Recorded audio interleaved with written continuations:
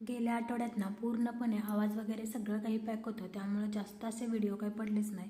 तर आज ना छान असं माळं आणलं होतं, थोडेसे कांदे बटाटे आणि मकाचे बुट्टे पण आणले होते. आता आमच्या पिल्लूला काय माहिती हे कसं सोलतात किंवा कसं काय, जास्त दिवस तो कधी गावाला राहिला नाही. आणि जेव्हा पण आम्ही गावाला जातो ना, तर आमच्याकडे हे मका वगैरे केली जात नाही. तर आमच्या शेतात ना एकतर ऊस असतो किंवा एकतर डाळिंब असते, मका वगैरे पेशली असं काही नसतं. आता आज मम्मीच्या तिकडं ना माझ्या खूप छान अशा सगळ्या गोष्टी असतात, परंतु आता त्याला काय माहिती हे कसं सोलतात की काय. किती वेळ तर तो एका बुट्ट्याला अपडत बसला होता.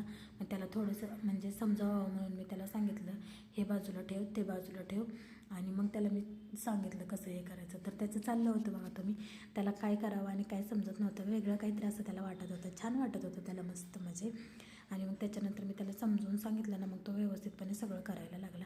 आता सोलायला त्याला एवढी काही ताकद नाही, ते मोडणार पण नाही त्याला. परंतु अशा वेगळ्या गोष्टी आपल्या शहरातल्या मुलांना पण माहिती झाल्या पाहिजेत नाही का. आपण पण शेतकऱ्याचं आहे, त्यांना माहिती झालं पाहिजे. मग त्याच्या खेळण्यासाठी ना मी त्याला छान अशी जे बुट्ट्याच्या त्यातून ते निघालेलं होतं ना, त्याचं मी छान वेणी बनवून दिली. आणि मस्तपैकी बुट्टं सगळं आता सोलून घेऊया म्हटलं. आणि छान असं पावसाचं पण वातावरण आहे, थोडं थोडा पाऊस पण येतो आहे आणि भुट्टा खायची पण क्रेविंग झाली होती. तर चला म्हटलं थोडंसं मकाचं छान असे ते बिया भाजून घेऊया मिठाच्या.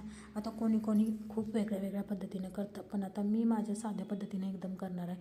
मकाच्या बुट्ट्याचं ते सोलून घेणार आहे बिया सगळ्या, आणि ते सोलून घेतल्यानंतर त्याला मी बनवणार आहे. आता पिलू इथं कच्चंच खात होता, त्याला काय सोलाय पण येत नव्हतं. त्याला मी सांगितलं असं अंगठ्यानं थोडंसं पुढं जोर द्यायचा, पण तरी पण त्याला काही जमत नव्हतं सोलायला.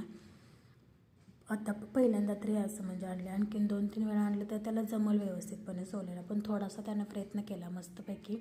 तर आता गावाकडच्या पद्धतीनं मी छान असे तर थोडी तुपाची धार वगैरे टाकून छान असे हे बिया भाजून घेतले. गावाकडनं आम्ही थोडेसे निबार बिया म्हणजे बुट्टं घ्यायचो, आणि आपल्या गावाकडे फ्रीमध्ये असते, कुणीही कुठंही घेऊन जा, काही प्रॉब्लेम नसतो. परंतु इथं आता विकत घेतलं होतं, पण हे आहे ना मिठाचं भाजून घेत होतो आम्ही. कसं वाटतं नक्की सांगा, आणि चॅनलला सबस्क्राईब करा.